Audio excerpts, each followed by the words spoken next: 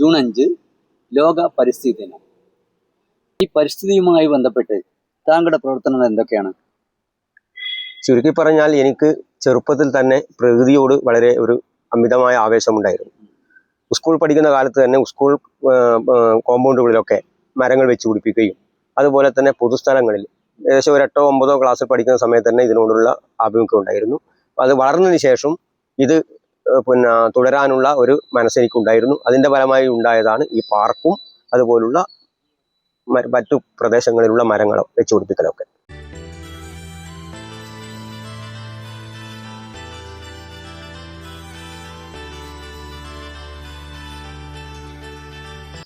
പാർക്കിനെ കുറിച്ച് പറഞ്ഞല്ലോ, ഈ പാർക്കിന്റെ പിറവി എങ്ങനെയാണെന്ന് ഒന്ന് വിശദീകരിക്കാമോ?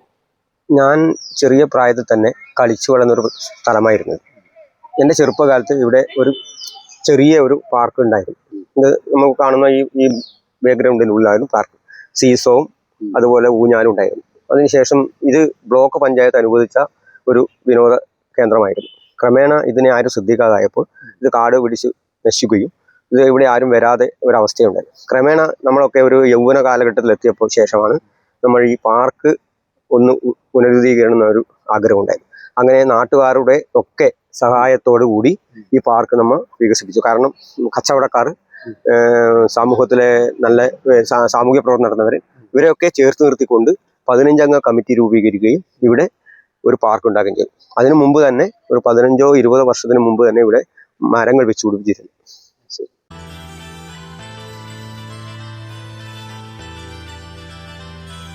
പാർക്ക് ഉണ്ടാക്കുന്നതിന് മുമ്പ് വേറെ ഒരുപാട് പ്രവർത്തനങ്ങൾ ചെയ്തിട്ടുണ്ടെന്ന് പറഞ്ഞു കേട്ടിട്ടുണ്ട്. അതെന്തൊക്കെയാണെന്ന് വെച്ചാൽ ഉണ്ടായിരുന്നു. പ്രത്യേകിച്ചിട്ട് നമ്മളെ ഹൈവേ സൈഡിൽ ആളുകൾ സഞ്ചരിച്ച് പോകുമ്പോൾ വെയിൽ കൊണ്ടുപോകുന്നു. അപ്പോൾ എനിക്കൊരാശയം എൻ്റെ മനസ്സിൽ തോന്നി വന്ന റോഡ് പാതയോരം, ദേശീയ പാതയോരത്തൊക്കെ മരങ്ങൾ വെച്ച് പിടിപ്പിക്കാം. പ്രത്യേകിച്ച് തണൽ മരങ്ങളായ ബദാമാണ് വെച്ചത്. അപ്പോൾ അതിനുശേഷം റോഡിൻ്റെ ഇരുവശങ്ങളിലും ധാരാളം 100ഓളം 150ഓളം മരങ്ങൾ വെച്ച് പിടിപ്പിക്കുകയും അതിനെ രാവിലെ 6 മണിക്ക് വന്ന് സൈക്കിളിൽ വെള്ളം വീട്ടിൽ നിന്ന് കൊണ്ടുവരികയും അതുപോലെ പൊതുസ്ഥലങ്ങളിൽ നിന്ന് വെള്ളം ശേഖരിച്ച് അതിനെ വളർത്തിയെടുത്ത് വലുതാക്കിയതിന് ശേഷം മറ്റുള്ള സ്ഥലങ്ങളിലേക്ക് മരങ്ങൾ വെച്ച് പിടിപ്പിക്കുന്നു.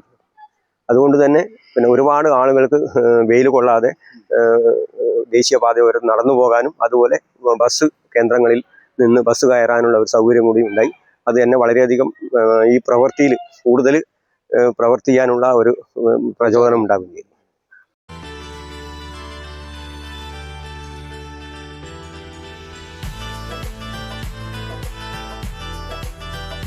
മരങ്ങൾ എങ്ങനെ സംഘടിപ്പിച്ചു? ഇത്രയും മരങ്ങൾ പാതയോരത്ത് നട്ടു എന്ന് പറഞ്ഞല്ലോ, അതെങ്ങനെയാണ് സംഘടിപ്പിച്ചത്? പ്രത്യേകിച്ചിട്ട് ഞാൻ ആ സമയങ്ങളിൽ ദേശീയപാതകൾക്ക് മരങ്ങൾ വെച്ച് കൊടുക്കുന്ന സമയത്ത് ഞാൻ കോൺക്രീറ്റ് തൊഴിലാളിയായിരുന്നു. അപ്പം ഞാൻ പണിക്ക് പോകുന്ന വീടുകളിൽ നിന്നാണ് പ്രത്യേകിച്ചിട്ട് പേര, മാവ് എന്നീക്കെ വൃക്ഷങ്ങളൊക്കെ ശേഖരിക്കാറ്. അത് കൊണ്ടുവന്ന് ഇവിടെ നടുകയും അതിന് ഓരോ വർഷം 5 മരങ്ങളാണ് പ്രത്യേകിച്ച് നട്ടത്. ഇതിന് വേണ്ടുന്ന വളവും വെള്ളവും 5 മരങ്ങൾക്ക് കൃത്യമായി ഒരു ദിവസം ഇടവിട്ട് ചെയ്യുകയും അതിനെ നല്ല രീതിയിൽ വളർത്തിയെടുത്ത ശേഷം അടുത്ത മരങ്ങൾ നടുകയും ചെയ്തു. ഈ അംഗീകാരങ്ങൾ നമുക്ക് കൂടുതൽ പ്രചോദനം നൽകുമെന്ന് പറയുന്നത് കേട്ടിട്ടുണ്ട്. അപ്പൊ താങ്കൾക്ക് ഈ രംഗത്ത് എന്തെങ്കിലും അംഗീകാരങ്ങൾ കിട്ടിയിട്ടുണ്ടോ? നമ്മുടെ പ്രത്യേകിച്ചിട്ട് പിന്നെ നമ്മുടെ ഫോറസ്റ്റ് ഡിപ്പാർട്ട്മെന്റിന്റെ പരിസ്ഥിതി അവാർഡായ പ്രകൃതി മിത്ര, അതുപോലെ തന്നെ വനമിത്ര, അതുപരി പിന്നെ നമ്മുടെ നീലേശ്വരം പിന്നെ വ്യക്തിഗതമായ ക്ലബ്ബുകളും സംഘടനകളും രൂപീകരിച്ച പിന്നെ സംഘടനയിൽ നിന്ന് ഒരുപാട് അംഗീകാരങ്ങൾ കിട്ടിയിട്ടുണ്ട്. അതുപോലെ തന്നെ സ്കൂളുകളിൽ നിന്ന് പിന്നെ പരിസ്ഥിതി ദിനമായിട്ട് ബന്ധപ്പെട്ട് പിന്നെ എന്നെ ആദരിച്ചിട്ടുണ്ട്. പിന്നെ അവർക്ക് എന്താണ് ഈ പ്രകൃതിയുമായിട്ട് ബന്ധപ്പെട്ട കാര്യങ്ങൾ പറഞ്ഞു കൊടുക്കുകയും അവരെ ഈ പ്രകൃതി സംരക്ഷണം എന്നാണെന്നും മനുഷ്യന് പ്രകൃതി അത്യന്താപേക്ഷിതമാണെന്നുള്ള കാര്യങ്ങൾ അവരെ ബോധ്യപ്പെടുത്തുകയും ഒക്കെ ചെയ്തിട്ടുണ്ട്. പിന്നെ അതുപോലെ തന്നെ മറ്റ് ദൂര സ്ഥലങ്ങളിൽ പോയി ക്ലാസ് എടുക്കുകയൊക്കെ പരിസ്ഥിതി ക്ലാസ് എടുക്കുകയും ചെയ്തിട്ടുണ്ട്. അപ്പം അതുമാത്രമല്ല, നമ്മളെ എല്ലാവരും പിന്നെ പ്രകൃതിയോടുള്ള ഒരു ഇണക്കത്തിന്റെ ഭാഗമായി ഒരുപാട് അംഗീകാരങ്ങൾ തന്നിട്ടുണ്ട്. മനസ്സുകൊണ്ടും പിന്നെ പ്രോത്സാഹനങ്ങൾ തന്നിട്ടുണ്ട്. അതുപോലെ പത്രമാധ്യമങ്ങളും നമ്മൾ ഒരുപാട് ഈ രംഗത്ത് പ്രോത്സാഹിപ്പിച്ചിട്ടുണ്ട്.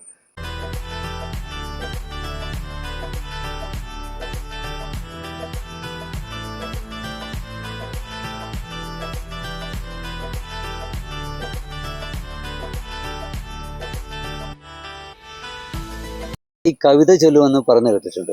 അപ്പോൾ പ്രേക്ഷകർക്ക് വേണ്ടി ഒരു കവിത ചൊല്ലാമോ? പ്രത്യേകിച്ചിട്ട് കവിത ഈ പ്രകൃതിയുമായിട്ട് ബന്ധപ്പെട്ട ONV-യുടെയും മധുസൂദൻ നായർ, അതുപോലെ തന്നെ മുരുകൻ കാട്ടാക്കടയുടെ ഒക്കെ കവിതകളാണ് ഭയങ്കര ഇഷ്ടം. പല വേദികളിലും ഞാൻ മുരുകൻ കാട്ടാക്കടയുടെ പക എന്ന നമ്മുടെ ഇന്ന് മനുഷ്യൻ പ്രകൃതിയോട് കാണിച്ച ഈ ക്രൂരതയ്ക്ക് അദ്ദേഹത്തിന്റെ പ്രതിഷേധ സൂചകമായി എഴുതിയൊരു കവിതയാണ് പക. പക ഇവിടെ ആലപിക്കാം, പ്രേക്ഷകർക്ക് വേണ്ടി ഇവിടെ ആലപിക്കാം. ദുരമൂത്തു നമ്മൾക്ക് പുഴ കറുത്തു, ചതിമൂത്തു നമ്മൾക്ക് മലവെളുത്തു, തിരമുത്തമിട്ടോരു കരിമണൽ തീരത്തു വരയിട്ടു നമ്മൾ പൊതിഞ്ഞെടുത്തു. പകയുണ്ടു ഭൂമിക്ക് പുഴകൾക്ക് മലകൾക്ക്, പുക തിന്ന പകലിനും ദേഷ്യമുണ്ട്, പുക തിന്ന പകലിനും ദേഷ്യമുണ്ട്. മാനത്തു നോക്കൂ കറുത്തിരിക്കുന്നു കാർമേഘമല്ല കരിമ്പുക ചുരുളുകൾ, പൂക്കളെ നോക്കൂ വെളുത്തിരിക്കുന്നു പിച്ചിയെല്ലാ വിഷം തിന്ന തെച്ചി. മഴയേറ്റു മുറ്റത്തിറങ്ങി നിൽക്കൂ മരണമൊരു തുള്ളിയായണുപ്രഹരമായി. ഉപ്പു കല്ലൊന്നെടുത്തുപ്പു നോക്കൂ കടൽ കണ്ണീരിനുപ്പിൻ ചവർപ്പിറക്കൂ. രാസതീർത്ഥം കുടിച്ചാമാശയം വീർത്തു മാർത്താപബോധം മറഞ്ഞ പേക്കുട്ടികൾ. രാത്രികൾ പോലെ കറുത്ത തുമ്പപ്പൂവ് രോഗമില്ലാതെയുണങ്ങുന്ന വാകകൾ. പകയുണ്ടു ഭൂമിക്ക് പുഴകൾക്ക് മലകൾക്ക്, പുക തിന്ന പകലിനും ദേഷ്യമുണ്ട്, പുക തിന്ന പകലിനും ദേഷ്യമുണ്ട്, പുക തിന്ന പകലിനും ദേഷ്യമുണ്ട്.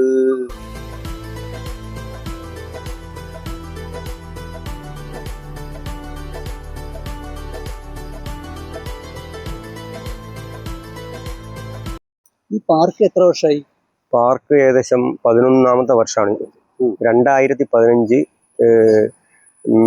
നമ്മുടെ ഇന്ത്യയുടെ ആദ്യത്തെ പ്രധാനമന്ത്രി പണ്ഡിറ്റ് ജവഹർലാൽ ജന്മദിനമായ നവംബർ 14-നാണ് ഇത് ഔദ്യോഗികമായി തുറന്നു കൊടുത്തത് കുട്ടികൾക്കായി.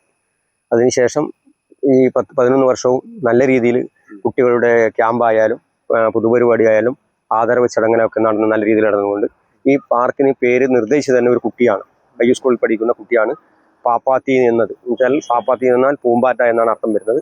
ആ അർത്ഥത്തിൽ ഇതിനെ എല്ലാ കമ്മിറ്റി അംഗങ്ങൾ അംഗീകരിക്കുകയും പേര് പാപ്പാത്തി പാർക്ക്, പടുകുളം പാപ്പാത്തി പാർക്ക് എന്ന് നാമകരണം ചെയ്യുകയും അതിനുശേഷം എല്ലാ നിലയിലും ഈ പാർക്ക് അറിയപ്പെടുന്നുണ്ട്, നല്ല രീതിയിൽ പ്രവർത്തിക്കുന്നുണ്ട്. കുട്ടികൾ അതുപോലെ തന്നെ അവരുടെ രക്ഷിതാക്കളും കൂടി ഇവിടെ വരുന്ന ഈ പാർക്ക് ഉപയോഗപ്പെടുത്തുന്നുണ്ട്.